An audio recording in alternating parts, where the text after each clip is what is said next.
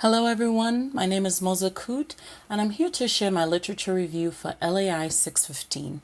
My topic explored how mentors share their tacit knowledge with new teacher mentees. Tacit knowledge is defined as knowledge that is essential to doing something effectively but is difficult to explain. It's those nuanced expert moves that come from much practice and experience but are not easily surfaced and made apparent to others. For example, two teachers may know the same content.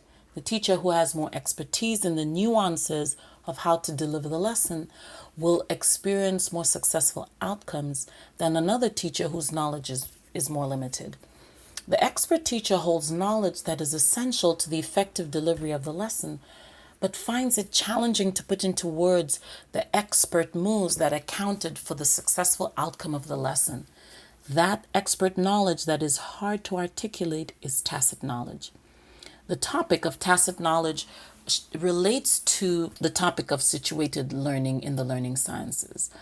Tacit knowledge is developed and learned through participation and interaction.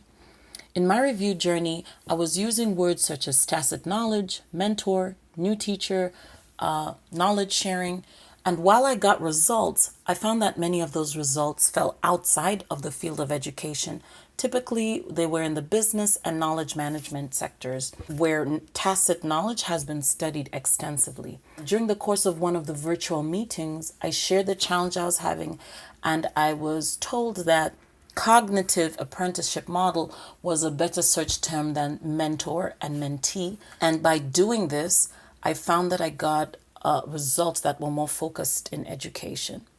So once I was able to get better quality results, it was important that the articles I did collect were really seminal or landmark articles. I wanted to make sure I didn't leave out any of the most important contributions to this particular topic. The core findings for me, after reviewing about 23 articles, I included 15. The findings were that tacit knowledge is most effectively shared within situated learning, and as a result of the relationship between the novice and the expert and of the novice's active participation in the field. Tacit knowledge was most likely shared in interactions that were built on trust and when there was enough time, adequate time in which to share the tacit knowledge. Tacit knowledge can be shared passively or actively. The mentor or the expert didn't have to actively seek to transmit or share the knowledge. It could be shared passively. But for active transmission, mentors could employ storytelling, modeling, interviewing, questioning, using metaphors and analogies. These were the most frequently listed forms of sharing tacit knowledge. Another finding was that mentors were not always aware of their tacit knowledge or their expertise that they held. It was possible for a mentor or an expert to engage in a particular activity and miss the expertise they had exercised in executing it. And so being able to identify the expertise or their tacit knowledge and being able to share it with their mentees was a challenge that many encountered.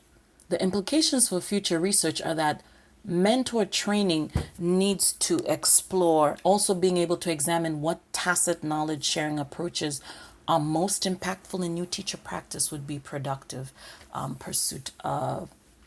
And ultimately, the opportunity to explore these avenues of research provides opportunities to strengthen mentor training, to strengthen new teacher support, and ultimately to impact the quality of instruction our students are receiving. Thank you so much for listening, and I really appreciate your feedback, and I look forward to hearing it.